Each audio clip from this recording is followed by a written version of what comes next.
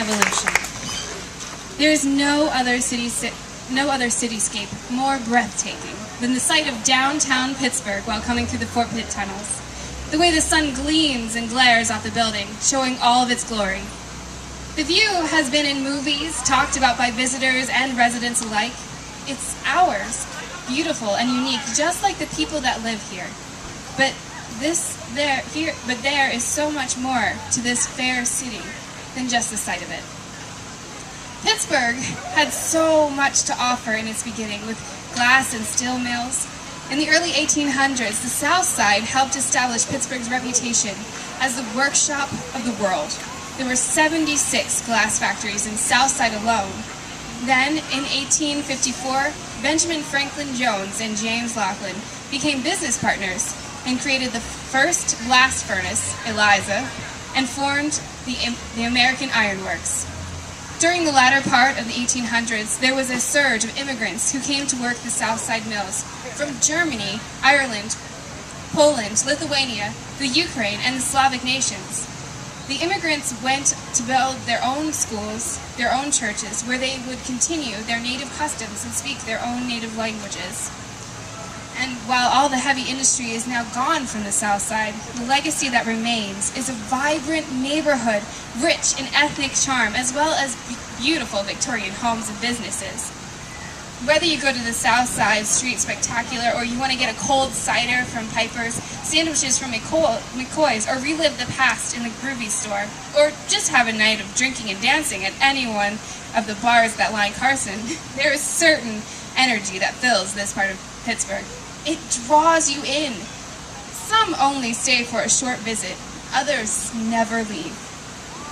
Not only was the South Side a booming mill town across the river, Homestead was too. In the 1970s, the steel industry was going strong in Homestead. The Homestead Mill was one of the places to find work in the Pittsburgh area. 8th Avenue had every shop that one would need. Shoes, clothing, groceries, and a pharmacy, just to name a few. It was something reminiscent to what some might see in Walnut Street in Shadyside. A wife could easily do all of her shopping just by going a few blocks while her mill husband was working. Everything being in walking distance was a key way of life for this community. Remember, at that time, most families had only one car. After the mills closed in mid-1890s, 8th Avenue started to become run down. Without the employment of the mill, workers and their families started moving out of the area, and those that remained did not have the money to shop in the avenue. 8th Avenue, along with other parts of Homestead, started to represent something more of a ghost town than a vital shopping area for the community. One by one, stores started to close. Buildings were boarded up, windows were broken, and new residents, squatters, were taking over. What was once a thriving neighborhood no longer existed. A piece of my childhood was dying, and there was nothing I could do to stop it. The area just became run down. The borough couldn't afford the upkeep. One building remains from the steel mill. It still stands tall and sturdy, but it's vacant and ghostly appearance. And that isn't because it was painted bright blue and orange, just simply because there is no life left in that old building. The memories of what it once was all that is left of the busy heyday the mill once represented. It's not a lie that the closing of the mills took a toll on Pittsburgh. Lots of jobs, unused mills, just a shell and remembrance of what once was. Growing up near Homestead, in the nearby borough of Whitaker, I remember what this town once was, or more importantly, what 8th Avenue was to the community I remember. As a small child, my family and I would spend Saturday mornings shopping on the avenue. The furniture that filled our house came from Catalyst. The shoes I undoubtedly would have on my feet were from Gold Shoes. My school uniforms, and so much more.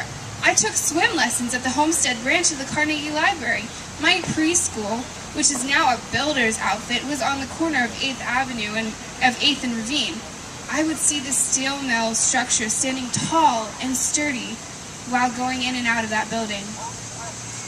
The past 25 years have not been kind to Homestead or the South Side, but a lot of that is changing. And not just with the revitalization of the old steel mill locations. It's not just bars and boarded up buildings anymore.